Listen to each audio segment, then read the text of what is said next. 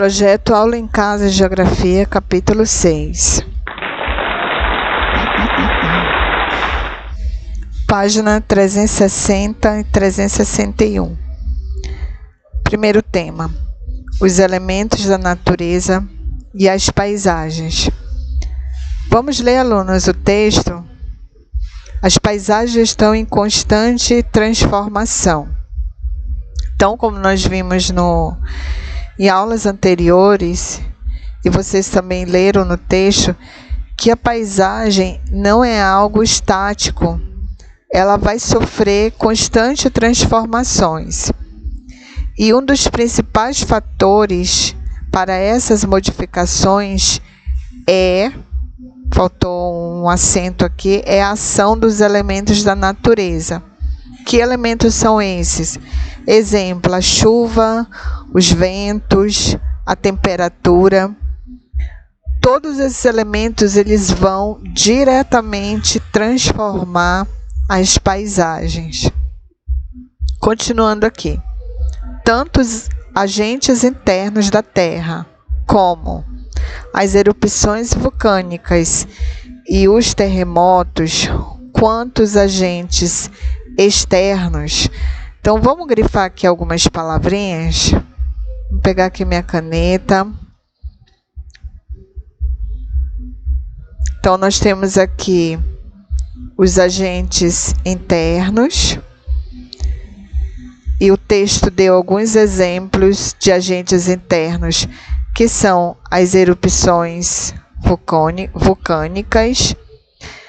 E também os terremotos são exemplos de agentes internos. São aqueles agentes que estão no interior da Terra.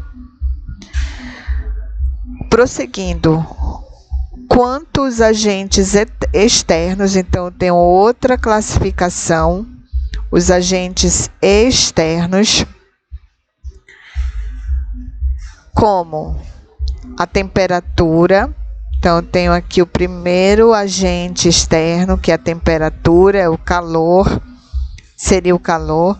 As águas, tanto a água de um rio, de um mar, quanto a da chuva. E os ventos. Então, todos esses agentes internos e externos, o que eles vão fazer? Eles vão moldam o relevo. Então, eles dão formas ao relevo da superfície terrestre, influenciando nas paisagens naturais. Desse modo, podemos notar que há uma constante interdependência, ou seja, um agente vai influenciar em outro, vai influenciar na paisagem, ou seja, quando ocorre uma erupção vulcânica, automaticamente essa paisagem é modificada. Quando ocorre um terremoto, da mesma forma, a paisagem ela é modificada. Quando a chuva, a água da chuva, os ventos, a temperatura agem na paisagem, automaticamente essa paisagem é modificada. Continuando. Em constante interdependência entre os diversos fatores que resultam na transformação das paisagens naturais. Os seres humanos também transformam as paisagens de diversas maneiras. Por exemplo, com construções de cidades. Então, aqui são exemplos, né? O primeiro exemplo que o texto está dando é a construção de cidades. Então, quando o homem constrói edifícios, casas, fazem rua, ele está transformando a paisagem. Um outro exemplo que o texto coloca é a abertura de estradas, né? Então, também modifica a paisagem. Um outro exemplo é o desmatamento para a atividade agropecuária, também para a exploração de minérios Opa, deixa eu apagar aqui. Chato que isso come o tempo. Exploração de minérios e etc.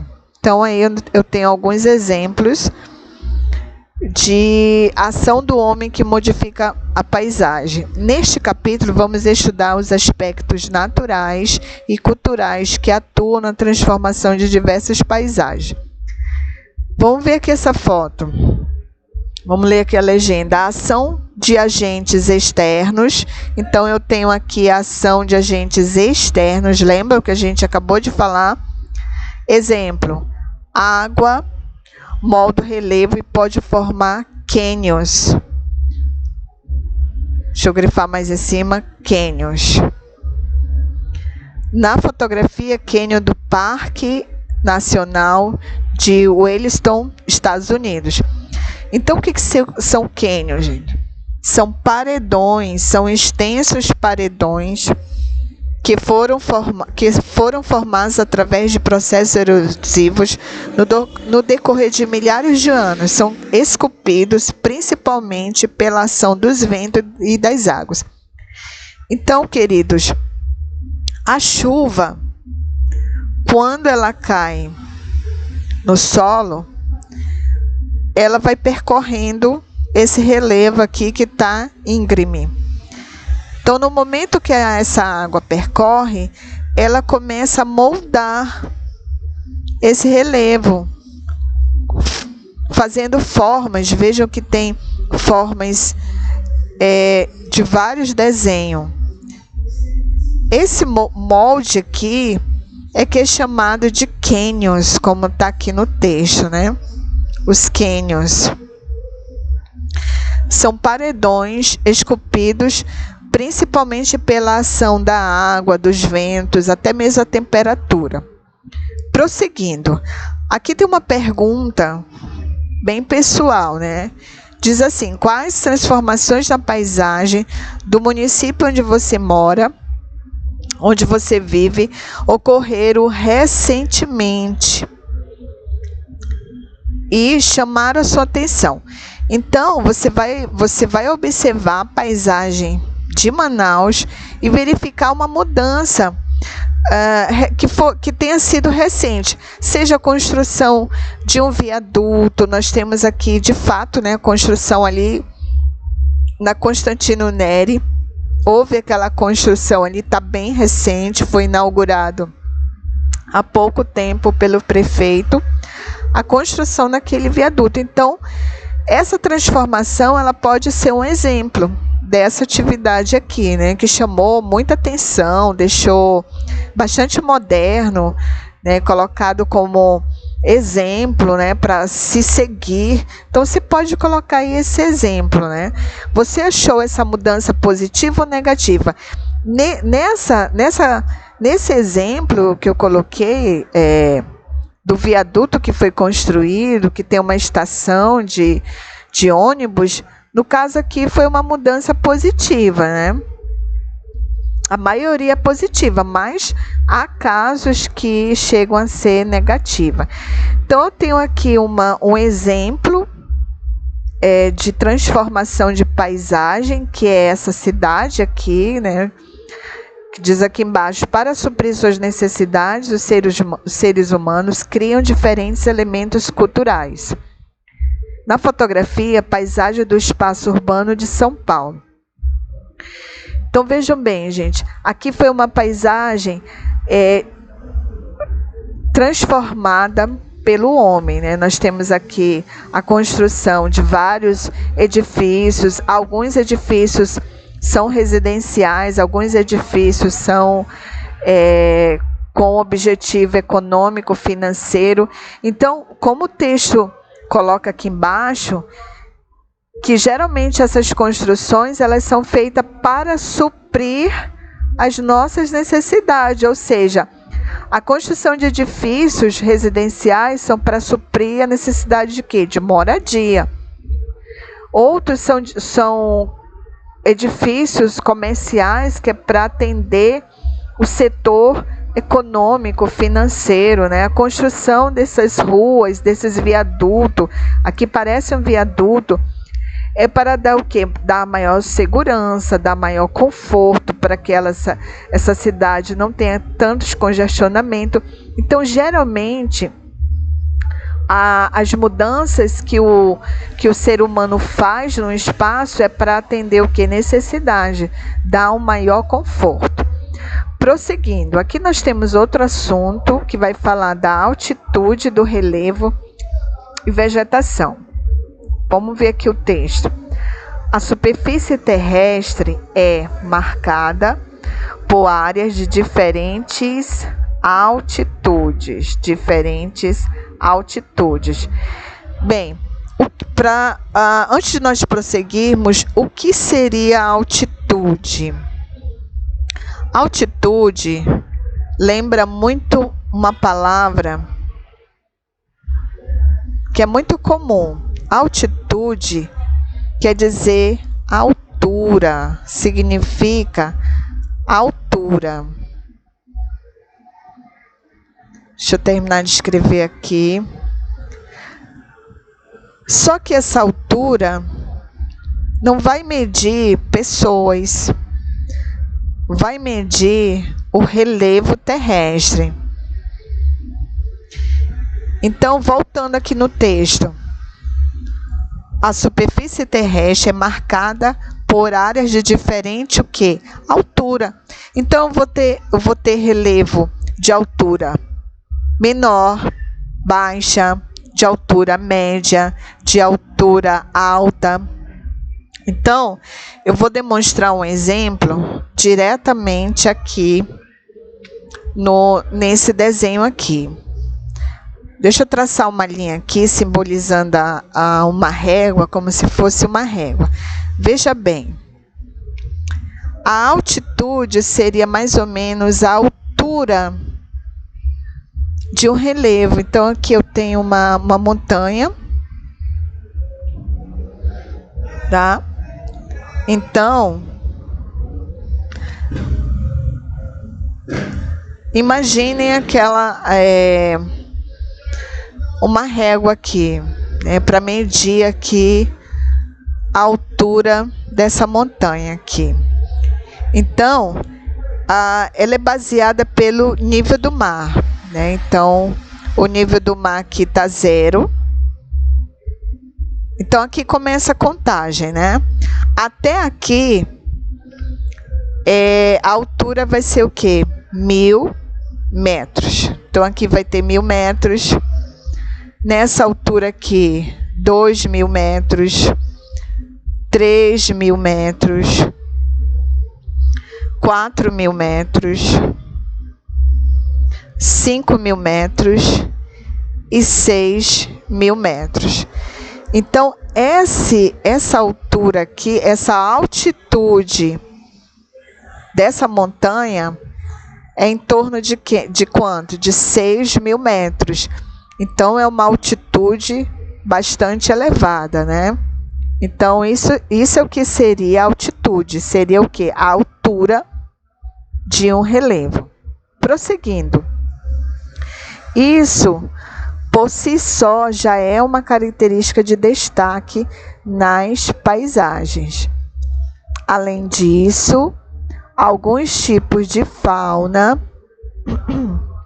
e flora só podem ser encontradas em determinadas altitudes. Vamos fazer a demonstração do que a gente acabou de ler aqui nessa própria imagem. Vocês estão percebendo? Bem, a gente já destacou aqui as altitudes, né? As altitudes desse relevo. Bem, aqui no topo, no ápice dessa montanha, que está a 6 metros, a 6.000 metros, vejam que está branco. Esse branco é a neve, está coberto de neve. Então, como está coberto de neve, não tem o quê? Vegetação. Não existe vegetação, porque a neve não dá condições para que a vegetação floresça, cresça, se desenvolva. Então veja que até aqui próximo dos 5.000 metros não há vegetação. Quando vai se aproximando dos 5.000 metros, você começa a ver uma imagem verde. Esse verde simboliza que começou a aparecer vegetação. Uma vegetação bem rasteira, bem escassa, em pouca quantidade. A mesma coisa vai ser a flora, vai ser a fauna, que são os animais, é o grupo dos animais, né? Vai seguir o mesmo raciocínio. Aqui na neve, pode até tenha alguns animais, mas é raríssimo, como o urso polar, alguns animais específicos dessas regiões muito geladas. Então, à medida que eu vou descendo,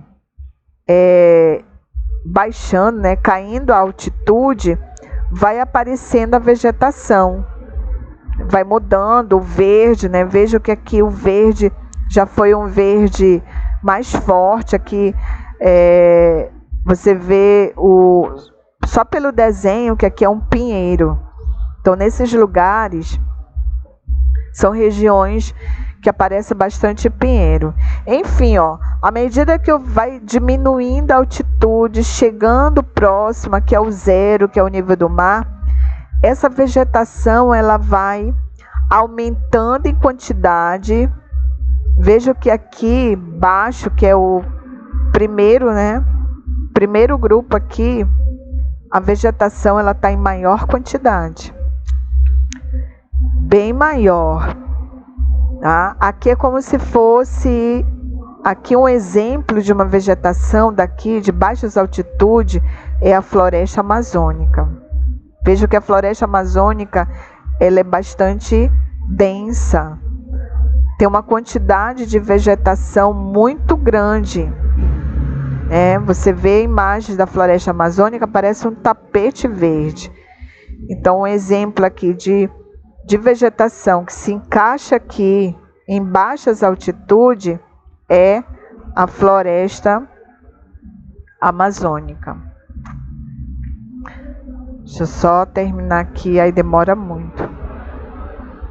Então, aqui vai ter uma variedade maior, uma quantidade maior, tanto de vegetação quanto de animais. Aqui na floresta amazônica nós temos uma biodiversidade, uma fauna muito rica. Isso em decorrente do que? Da altitude. Por quê? Quanto menor a altitude, menor a temperatura. Então vai seguir esse raciocínio, né? Então, aqui embaixo, que a altitude é baixa, está perto de 0 metros, vai ser mais quente. Esse calor vai dar condições para que essa vegetação se reproduza. E à medida que eu vou aumentando a altitude, vai diminuindo a temperatura, ou seja, se tornando mais frio, e vai diminuindo também a quantidade de vegetação. Prosseguindo aqui, voltando aqui no texto. A cada quilômetro acima do nível do mar, por exemplo, a temperatura... A gente acabou de falar, né? O que acontece com a temperatura? Diminui. Em média, 6 graus. Ou seja, aqui, vamos voltar aqui, que é a parte onde é mais comum para nós, que é típico aqui da nossa região. Nós temos uma temperatura aqui em torno de 30 graus. Esse período, então, tá próximo aos 40. Mas vamos colocar 30 só para ser uma numeração mais precisa. Vamos supor que seja 30 mesmo, mas na prática isso é bem mais. O texto está dizendo que à medida que eu vou aumentando a altitude, chegando, a temperatura vai diminuindo. Então vamos supor que aqui seja um outro grupo, uma outra etapa. Se aqui é 30 graus, aqui vai ser em torno de quanto? 24. Isso aqui só é um exemplo assim, geral, só para vocês entenderem, tá? Então vai diminuindo a temperatura. Então se aqui é 24, menos 6,5, estou colocando 6 graus, vai ser em torno de quê? 18 graus aqui. Estou colocando redondo, que é para não ficar tão complicado aqui a numeração. Se aqui é 18, aqui vai ser o quê? 12 graus. Vai ser até menos, com certeza. Eu estou colocando aqui 12 para seguir o raciocínio do menos 6,5, mas vai ser menos de 12 graus, com certeza. Voltando no texto. Portanto, quanto mais elevada a altitude, tá? Quanto mais eu vou chegando aqui no topo, mais o que? Baixa torna-se a temperatura. É o que a gente acabou de ver. Aumenta a altitude, diminui a temperatura. O raciocínio é o contrário. Diminui a altitude, aumenta a temperatura. Prosseguindo, desse modo, em áreas de altitude mais elevada, os tipos de vegetação encontrados, em geral, são adaptados à temperatura mais baixa, ou seja, para cada temperatura eu vou ter um tipo de vegetação. Prosseguindo, o esquema a seguir mostra diferentes formações vegetais. Formações vegetais são os tipos de vegetação. Aqui tem um tipo de vegetação. Aqui tem um tipo de vegetação. Aqui, meu Deus. Nessa outra tem um outro tipo de vegetação. E aqui vai ter um outro tipo de vegetação. Então, vai variar de acordo com a altitude e com a temperatura. De acordo com as faixas de altitude presentes na cordilheira do Himalaia. Então, esse exemplo aqui é um exemplo em cima da cordilheira do Himalaia. Mas esse raciocínio vai valer para qualquer tipo de relevo, tá? Qualquer tipo de altitude. Vamos ler essas informações que diz de cada etapa. Olha, essa parte aqui branca que a gente já identificou, esse branco aqui é a neve. Olha o que diz o texto. No pico da cordilheira, ou seja, no ponto mais alto, que é o pico, há neve e gelos eternos. O que ele quer dizer? Como a altitude é muito elevada, o que acontece? Esse gelo aqui não derrete, ele é eterno, como diz o texto. Ele não existe períodos que ele vai derreter, não. Ele vai ficar aqui permanentemente. Ou seja, que não se derretem ao longo do ano. Permanece o ano todo o gelo aí consolidado. Na segunda etapa, que é essa daqui, ó, essa parte aqui, ó, que você não vê, você vê só um verde, assim, bem vago. Vamos ver o que diz sobre ele. A formação vegetal que se desenvolve antes dos picos nevados são os prados alpinos. Prados alpinos. É o tipo de vegetação típico desse lugar, que são pequenos arbustos com predomínio de plantas rasteiras. Essas plantas rasteiras são plantas que elas são tão pequenininhas que chegam somente a alguns centímetros, uns 5 centímetros. Por isso que dizem que elas são rasteiras, porque elas não crescem muito em virtude de estar numa altitude bastante elevada. Então a temperatura aqui vai ser muito baixa e aí a vegetação não consegue se desenvolver. Vamos ver no próximo, que são essa área aqui, dessas vegetações que tem a forma de um triângulo. Vamos ver o que diz sobre ela. Em faixas de altitudes elevadas e de até 4.000 metros, desenvolve-se as coníferas. Coníferas é o nome dessa vegetação aqui, ó, que parece um triângulo. Lembra um pouco a árvore de Natal. Vegetação do tipo pinheiro. São os pinheiros. Essa vegetação é encontrada no Himalaia. O próximo, que é essa área aqui, ó, de um verde mais claro. Em áreas um pouco menos elevadas, desenvolve-se a vegetação do tipo caducifólia, que solta suas folhas durante as estações do outono e inverno. Então, por que elas soltam? Porque são períodos frios. Então, quanto mais frio um lugar, a vegetação ela não vai conseguir segurar suas folhas, ela vai liberar. Ela vai ficar quase que total, vai perder quase que por total as suas folhagens. A próxima fase vai ser essa aqui, ó.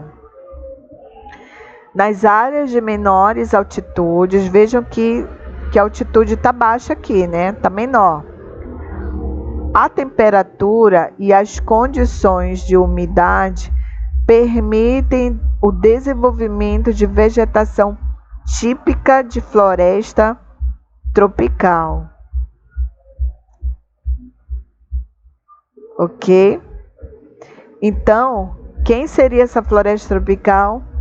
Um exemplo, como eu já coloquei aqui, a floresta amazônica, do qual as árvores vão ser em uma quantidade bem maior. Árvores bastante desenvolvidas, bastante exuberantes.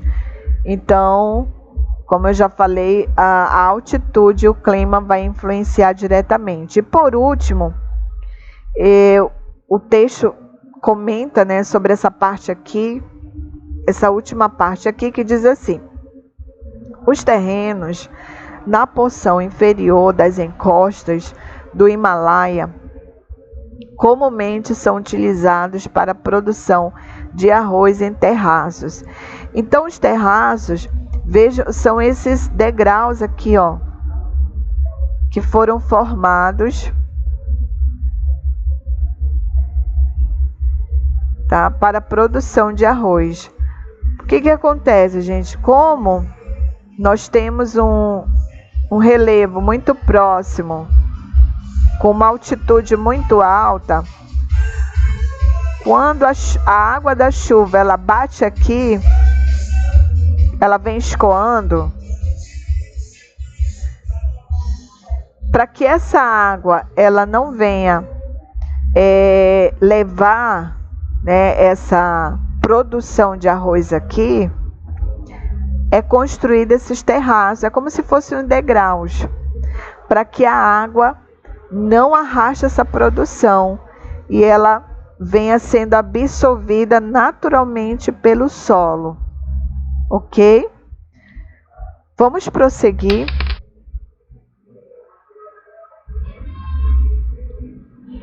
Nós temos aqui a página 362, que é a formação do solo. Vamos ver aqui o texto. O solo é de extrema importância como para o desenvolvimento da vegetação natural, quanto para a realização das atividades humanas. Então, ele está dizendo que o solo, ele é importante, ele tem uma extrema importância para duas coisas. Primeiro, para o desenvolvimento da vegetação. Então a vegetação ela precisa muito do solo. É a base, né? Onde tudo se começa é no solo. Quanto para quê? Para a realização. Realização das atividades humanas. Então o solo tem essas duas importâncias. Prosseguindo, os diversos tipos de solo têm relação direta com os diferentes elementos da paisagem. Eles se diferenciam de acordo com os fatores como tipo de rocha, do qual se originam, as características climáticas da região em que se encontram e a quantidade de matéria orgânica presente em sua composição. Então o texto está me dizendo que existe vários tipos de solo. Então ele está me dizendo que não existe um único tipo de solo, mas há vários. E o que vai influenciar primeiro, vai depender do tipo de rocha. Se foi uma rocha sedimentar, se foi uma rocha magmática. Então, dependendo do tipo de solo, eu vou ter um tipo. Dependendo do tipo de rocha, eu vou ter um tipo de solo. Outra coisa que vai diferenciar um solo vai ser o quê? As características climáticas. Lá atrás, quando nós estávamos explicando sobre a altitude, nós verificamos que conforme a altitude, vai mudando a vegetação. Então, vai mudando por quê? Porque a temperatura vai mudando. Então, essa temperatura, esse clima, também vai influenciar em quem? No solo. E por último, o que vai fazer diferença no solo é a quantidade de quê? De matéria orgânica. O que é matéria orgânica? Aqui embaixo, ele diz aqui o texto, o que é matéria orgânica? Compreende os organismos vivos e não vivos presentes no solo. Quanto mais matéria orgânica, melhor será a fertilidade. Então, matéria orgânica é uma matéria que se forma com a decomposição de vários elementos, tanto animal quanto vegetal. É a decomposição, por exemplo, de folhas, galhos, árvores, de animais. Então, o solo ele absorve esse resíduo e vira matéria orgânica. Então, como o texto falou, quanto mais matéria orgânica presente em seu solo, mais ele vai ser fértil. Como colocou aqui embaixo, né? Falou de fertilidade, que depende da quantidade de matéria orgânica. Prosseguindo, o solo é formado pela desintegração. Vocês sabem o que significa essa palavra? Desintegração. Se vocês não sabem, vocês vão anotar ou vão direto no dicionário saber o que é. Desintegração vem da palavra desintegrar. Deixa eu escrever aqui. Desintegrar. Desintegrar. A gente escreve tão devagar com isso. Desintegrar.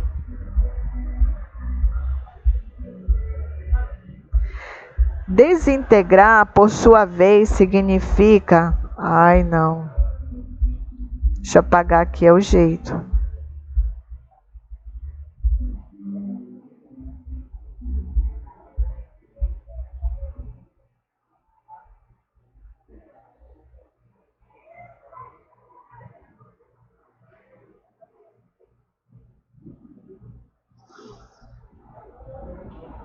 Tá, beleza. Não vou apagar tudo, senão a gente vai demorar muito. Então, Desintegrar, eu não vou nem escrever porque senão a gente vai demorar muito. Desintegrar quer dizer desfazer. Escrever só desfazer. Desfazer. Se desfazer. É algo que se desfaz. Que deixa de existir. Então, voltando no texto. O solo é formado pela desintegração das rochas. Então, quando uma rocha, vamos colocar um desenho aqui, vamos supor que isso aqui seja uma rocha. E essa rocha, pela ação da chuva, pela ação dos ventos, começa a cair aqui, e aí essa chuva começa a quebrar aqui essa rocha. Aí chega um dia que essa rocha começa a se desintegrar, começa a se desfazer todinha, porque a chuva, o vento, a temperatura acabou desintegrando essa rocha. Aí essa rocha se desfez todinha e virou o quê? Aquela rocha que eu desenhei primeiro virou o quê? Um solo. Virou um solo. Então é isso que o texto está colocando. Que o solo é formado pela desintegração das rochas. Prosseguindo, em um processo de milhares de anos. Veja que não é um dia, não é questão de dias nem meses.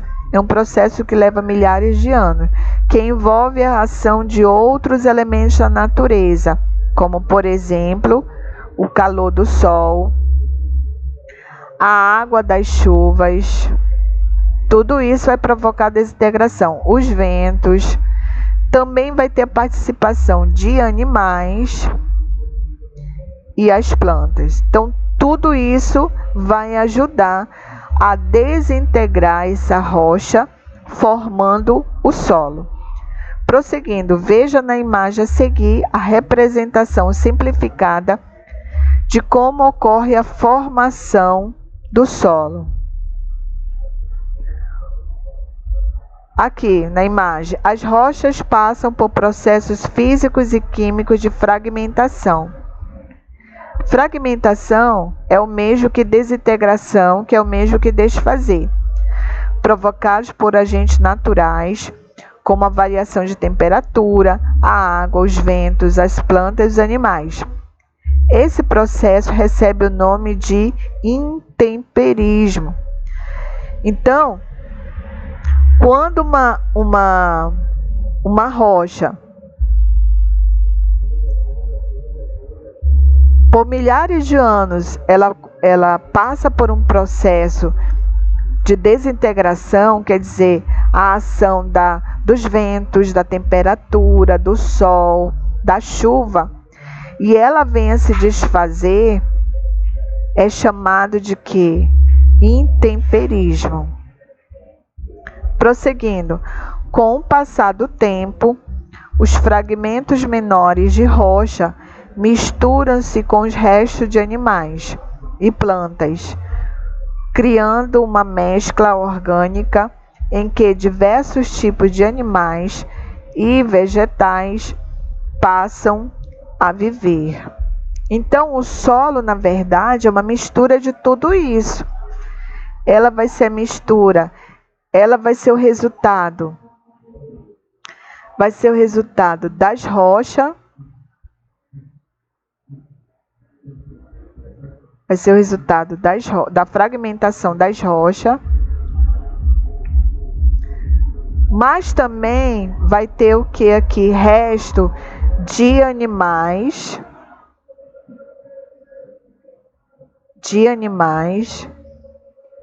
E também de plantas. Então, é essa decomposição aqui desses animais e dessas plantas que vai ser as matérias orgânicas que a gente viu lá atrás, o que era matéria orgânica. E é essa matéria orgânica aqui que vai enriquecer esse solo, vai tornar esse solo mais rico. Quanto mais matéria orgânica, mais rico vai ser o solo. Prosseguindo aqui no texto. Aqui são as camadas, né? Nós temos 3 camadas do solo.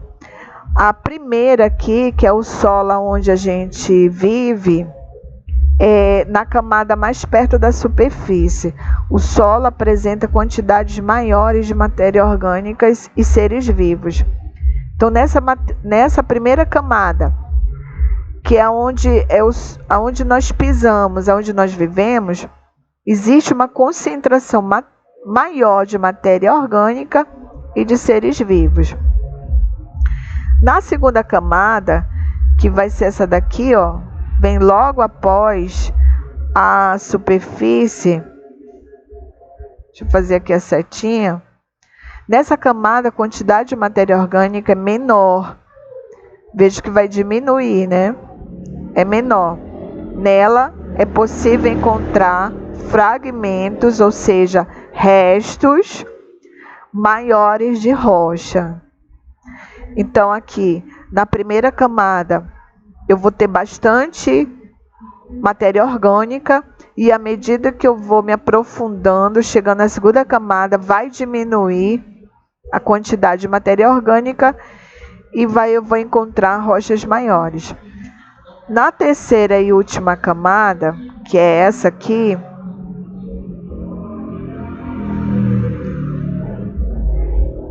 é a camada onde se encontra a rocha matriz, ou seja, a principal, ou seja, a rocha que deu origem ao solo.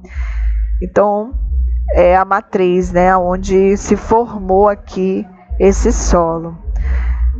Alunos, aqui nós encerramos a primeira parte do capítulo 6.